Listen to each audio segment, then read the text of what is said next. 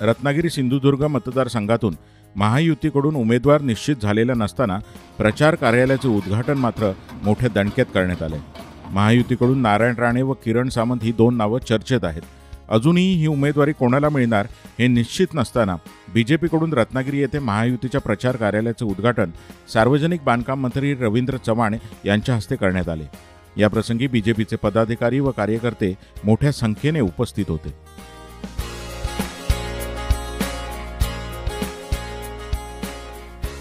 रत्नागिरी सिंधुदुर्ग या मतदारसंघामध्ये लोकसभा मतदारसंघाचं आज रत्नागिरीमध्ये महायुतीच्या कार्यालयाचं उद्घाटन सर्व महायुतीचे असणारे सर्व घटक पक्ष यांच्या उपस्थितीमध्ये आज इथे संपन्न झालेला आहे। उद्यापासून महायुतीच्या उमेदवार नरेंद्र मोदीजी पंतप्रधान करण्यासाठी लवकरच सर्वच्या सर्व कार्यकर्ते या कार्यक्रमाच्या निमित्ताने आज एकत्र झाले। सर्वजण महायुतीचे कार्यकर्ते संपूर्ण मतदारसंघामध्ये मेळावे घेणं, इतरही सर्वच्या सर्व जी प्रचाराच्या दृष्टिकोनातून जे करायला पाहिजे ते सर्वच्या सर्व योजनाबद्ध पद्धतीने कसं करावं या संदर्भाची योजना या कार्यालयातून येणाऱ्या काळामध्ये होईल। आणि लवकरच जे आपणा सर्वांना अपेक्षित आहे की या लोकसभा मतदारसंघामधील उमेदवार घोषित करणं, पार्लमेंटरी बोर्डाची बैठक ही दिल्लीमध्ये सुरू आहे। लवकरच त्या दिल्लीच्या त्या पार्लमेंटरी बोर्डामध्ये या संदर्भातले निर्णय होतील आणि लवकरच महायुतीचे असणारे सर्व महाराष्ट्रामधील असणारे सर्व उमेदवार हे लवकरच घोषित होतील। महायुतीचा उमेदवार असला तरी निशाणी कमळावरतीच असेल। एक गोष्ट लक्षात घेतली पाहिजे, महायुतीमध्ये काही ठिकाणी शिवसेनेचं धनुष्यबाण आहे, काही ठिकाणी घड्याळ आहे, काही ठिकाणी महायुतीमध्ये कमळ आहे आणि काही ठिकाणी तर म्हणजे जानकरांना मला वाटतं तिथे त्या ठिकाणी शिटी ही निशाणी आहे। त्यामुळे महायुतीचं वेगवेगळ्या ठिकाणी असणारे उमेदवार यांना वेगवेगळ्या पद्धतीचं चिन्ह हे अपेक्षित आहे। आदरणीय मुख्यमंत्री एकनाथराव शिंदेजी, आदरणीय देवेंद्रजी आणि अजितदादा यांच्या नेतृत्वामध्ये हे सगळे वरिष्ठ मंडळी आहेत। ही वरिष्ठ मंडळी योग्य तो निर्णय, महायुतीला आवश्यक असणारा निर्णय आणि आम्हाला सर्वांना आवश्यक असणारे निर्णय हे नक्की घेतील याची आम्हाला पूर्ण खात्री आहे आणि हा निर्णय लवकरच होणं ही अपेक्षित आहे। मला खात्री आहे आपल्या सर्व पत्रकारांमध्ये या सर्व गोष्टीची उत्कंठा आहे की महायुतीचा या भागातील उमेदवार लवकर घोषित व्हायला पाहिजे।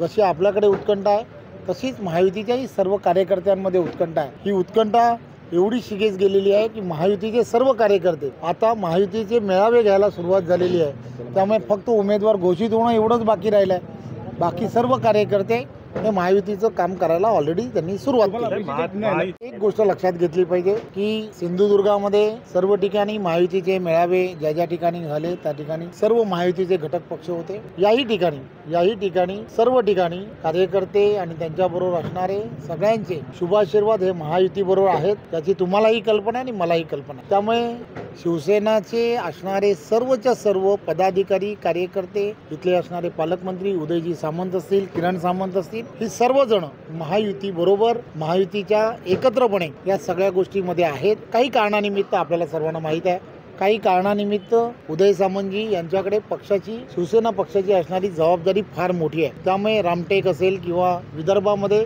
सर्व ठिकाणी ज्या ज्या ठिकाणी निवडणुका त्यांच्या पक्षाकडून त्यांचे उमेदवार ज्या ठिकाणी लढत असतात त्या ठिकाणी समन्वयक म्हणून, शिवसेनेचे समन्वयक म्हणून, युतीमधले समन्वयक म्हणून त्यांच्याकडे असणारी जबाबदारी फार मोठी आहे। त्यामुळे त्या जबाबदारीमध्ये ते बऱ्याच वेळेला वेगवेगळ्या पक्षातला एकत्र करणं, युतीमध्ये असणाऱ्या काही बैठका घेणं आणि त्यांना एकत्रपणे सर्व गोष्टी करणं किंवा पदाधिकाऱ्यांमध्ये काही नाराजगी असेल तर करणं, या सगळ्या गोष्टी ते सातत्याने करत असतात। त्यामुळे थोडासा वेळ जो आहे, वेळ हा या मतदारसंघ आणि हे पहिल्या टप्प्यात इथली निवडणूक नाही आहे, ही इथली निवडणूक ही तिसऱ्या टप्प्यामधली असणारी निवडणूक असल्यामुळे ही या पट्ट्यामध्ये शिवसेना, भारतीय जनता पार्टी, महायुतीचे सर्व कार्यकर्ते हे सगळे एकत्र मिळून काम करणारे असे सर्व कार्यकर्ते आहेत।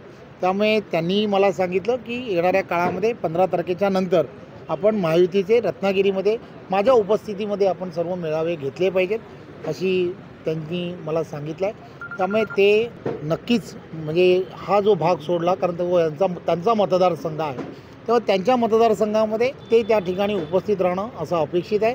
त्यामुळे 15 तारखेच्या नंतर जे महायुतीचे मेळावे होतील त्यामध्ये उदय सामंतजी, किरण सामंतजी हे सुद्धा सगळेजण उपस्थित राहतील, यात काही शंका नाही। आपल्याला अपेक्षित आहे ते चिन्ह मिळेल का? एक गोष्ट लक्षात घेतली पाहिजे, तुम्हाला अपेक्षित आहे ते चिन्ह नक्की मिळेल। जनशक्तीचा बुलंद आवाज म्हणजेच रत्नागिरी खबरदार।